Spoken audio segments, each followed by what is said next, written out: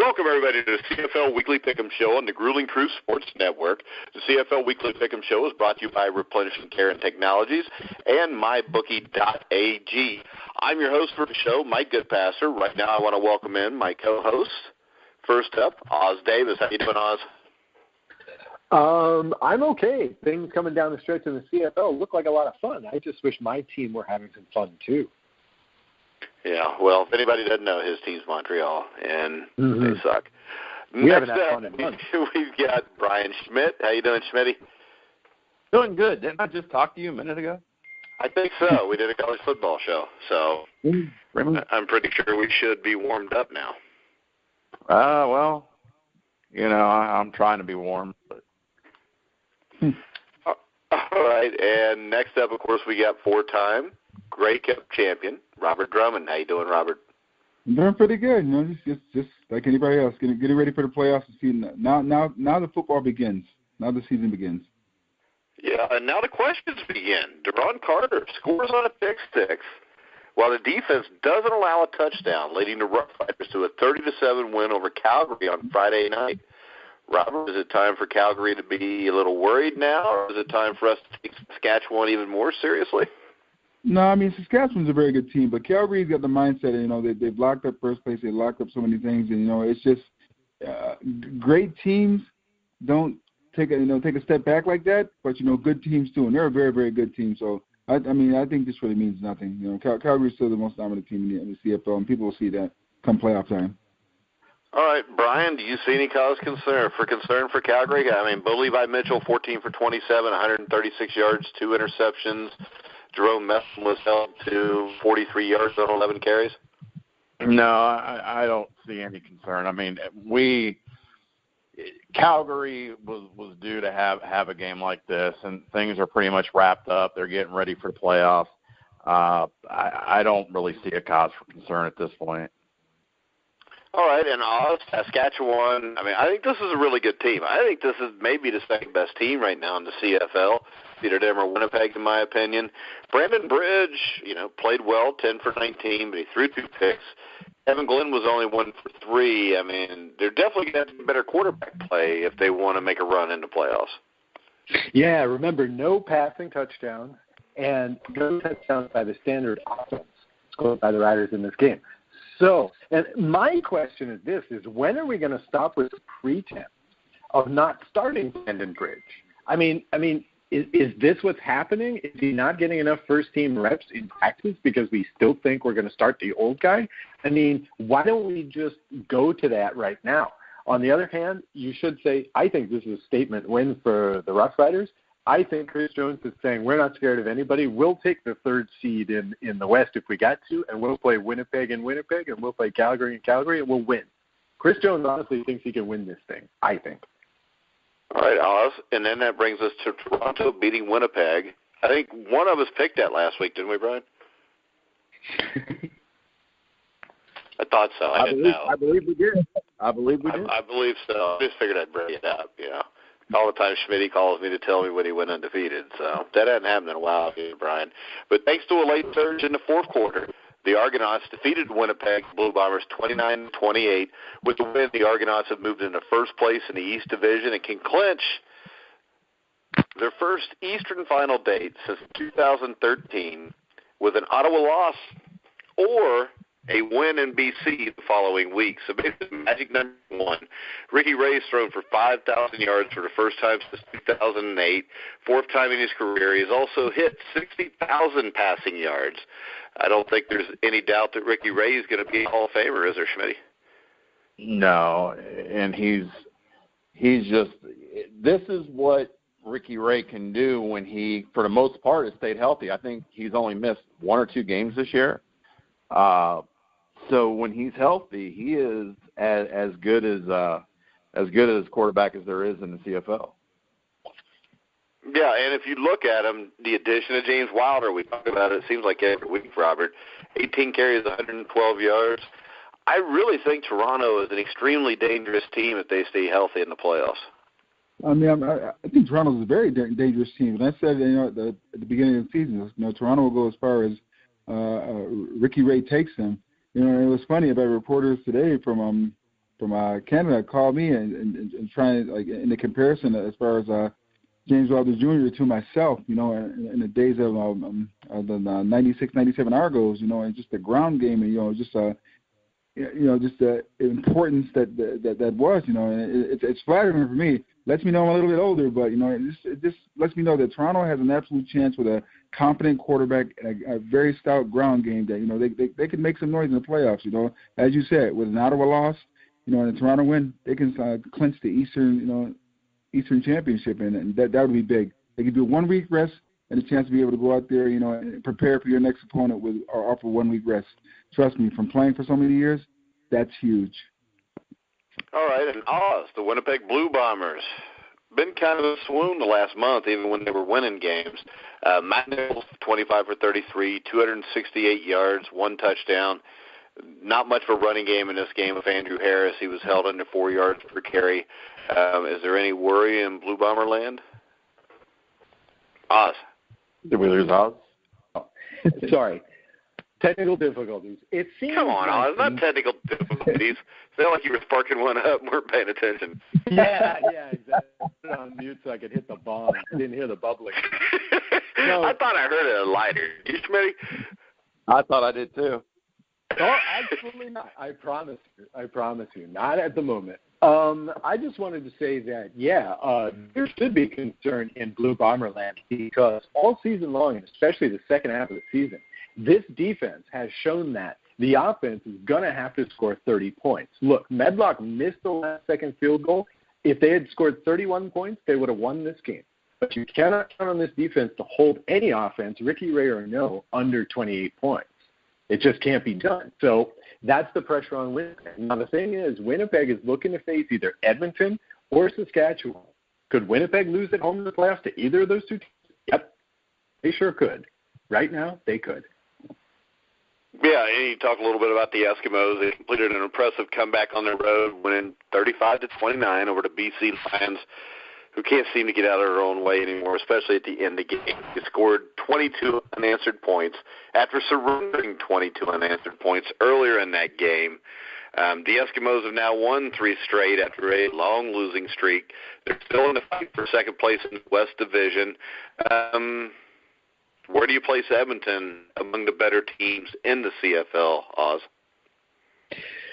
Gee, it's too bad there's not more season because I think both them and the Riders are going to look better in the playoffs than Winnipeg. Hard to tell because we don't know which route they're going to take, and we don't know who's going to be home team in the East. If it's home in the East, that's going to be huge, and we can talk about that later on. But that's a big deal. Edmonton could win on either side of this table right now, I think. This was an important game because this was one of the few games this year where they had a lead in the first quarter, they got out to the lead, and then they blew it. So it's very important that they managed to come back in this game because all season long either they've been getting that lead and holding it out or they had to come back in the fourth.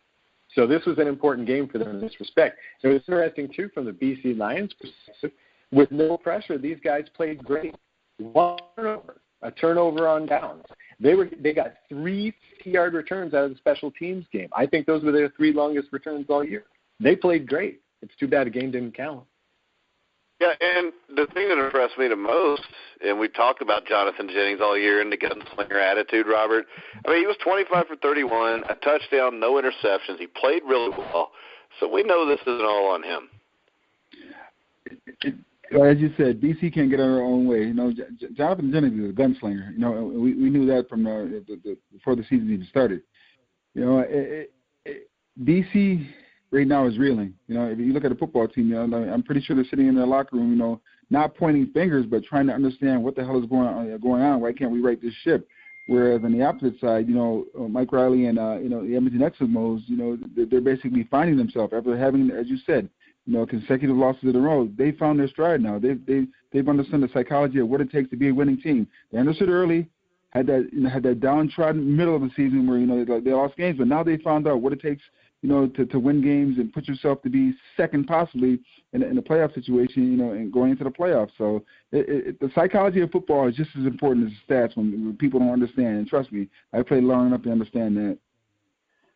Yeah, and Brian, Mike Riley again was amazing. And I think when you start looking at the most outstanding player, if you turn that O into a B and go most valuable player, I think it's got to be Riley, because if you put anybody else in this Edmonton team, they're at 10-6 right now. Yeah, he's with all the injuries and everything that's gone on, he's kind of had to put them on the back. And we talked about it weeks ago when they started losing it. With all the injuries, it's very hard to put a team on your back because you're not playing well defensively. It's not like you can depend upon your defense to be there. You have all these injuries around you on the offensive side, and yet they've righted the ship. He's continued to be consistent all year long. He's put them in a position to be 10-6. Without him, I mean, this team would have been long out of it a long time ago. All right, the next game. I'm sorry, Oz. The Hamilton Tiger Cats scored 40 straight points on the road to hand the Montreal Alouettes a 43-16 loss. Which, the Ticats have been eliminated, but they played really good since June Jones has taken over. I think Brandon Banks has had a lot to do with that, which I think people forget. Started the year, didn't seem like he was doing a whole lot. Second half he was. But let's just make this about the Alouettes right now, Oz. This was a team that 7 or 8 weeks into this, we thought had a chance to win this division. What happened?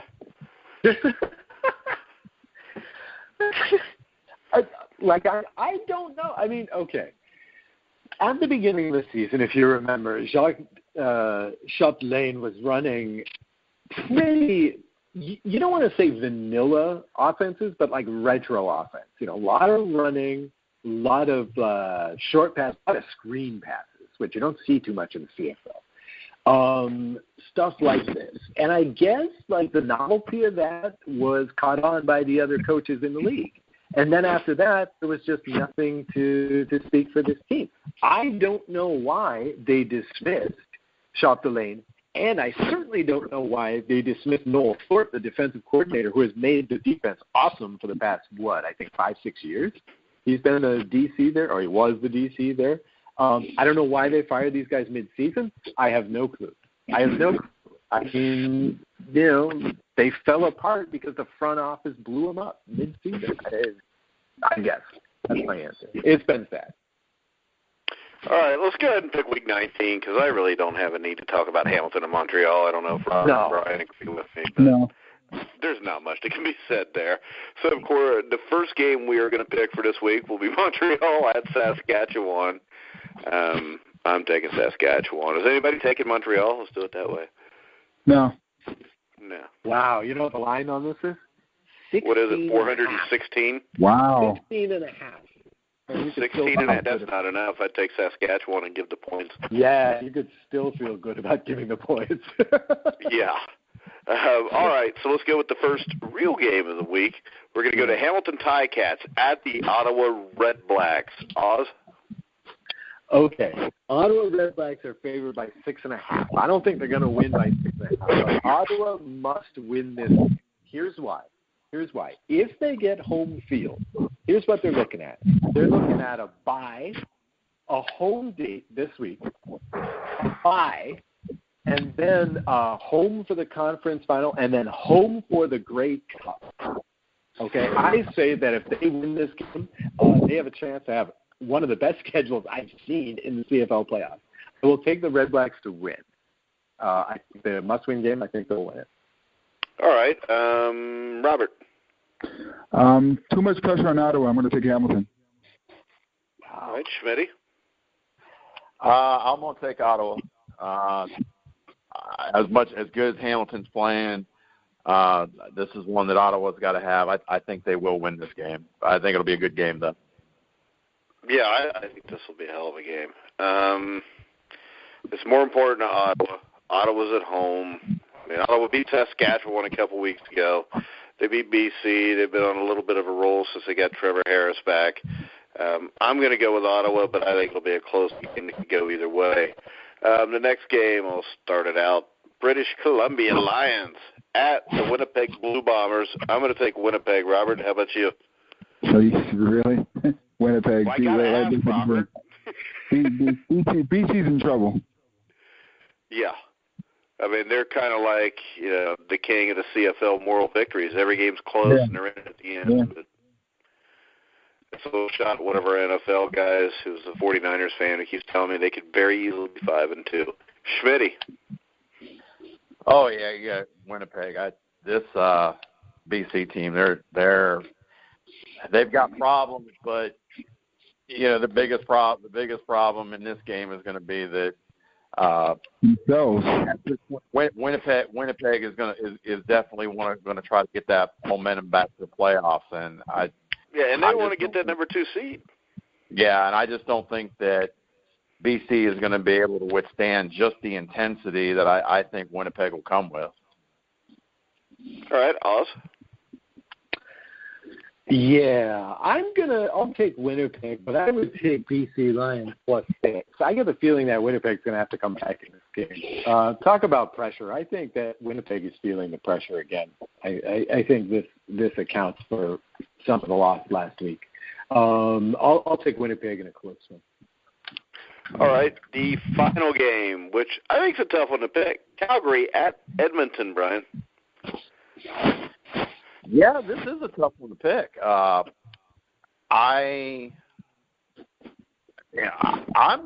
gonna go with Edmonton win this. All right, Robert. I'm actually gonna go with Edmonton also for the simple fact of I know the mindset of a team that's already clinched the first place playoff spot. It's just that you want to go out there and win, but you also don't want to get injured and let your team down in the playoffs. So Edmonton wants this a little bit more, but because they have a little bit more to prove, and Calgary's already proven who they are. So I'm gonna go with Edmonton. Yeah, I'm gonna agree with both of you. I'm gonna go with Edmonton also, Oz. Yeah, Calgary's already clinched. Edmonton, I don't really think they mind getting 4th in the West, so they wouldn't mind losing, but I think they're going to win at home. They're the underdogs in this game, oddly enough. 3.5-point underdogs. But who, Edmonton is? Yeah, Edmonton. 3.5-point underdogs at home. Going to be starting their starters, and Calgary may not. Calgary may rest guys, especially in the second half. All right, guys, we're going to wrap it up for Week 19. We'll be back with the final week of the regular season next week. Oz, any final words? Words of wisdom? Interesting that for most of the season we thought Calgary was like uber dominant and was a walk to win this thing, but now other teams are starting to enter the picture, and there could be a surprise in the playoffs on the way to the Grey Cup. Brian? Yeah, I agree. I still think Calgary is going to prove to be very good in the playoffs, but we're starting to see other teams start to step up, and that certainly the amount of Calgary being able to run away with this is certainly starting to slim, and I think we're starting to see other teams that could play into this. All right, Robert. The playoffs are why we'll eventually see a true champion. And that's what we always say. It's about getting to the end, putting yourself in position to be great, and we'll find out soon enough. All right, guys, we're going to go ahead and wrap it up for this week. I want to remind everybody to check out the Grueling Truth app on iTunes. You can hear us on iHeartRadio, Spreaker, Stitcher, TuneIn, wherever you find sports podcasts. You'll find the Grueling Truth. So for Robert Drummond, Brian Schmidt, Oz Davis, I'm Mike Goodpasture. You've been listening to the Grueling Truth. Where's Legends?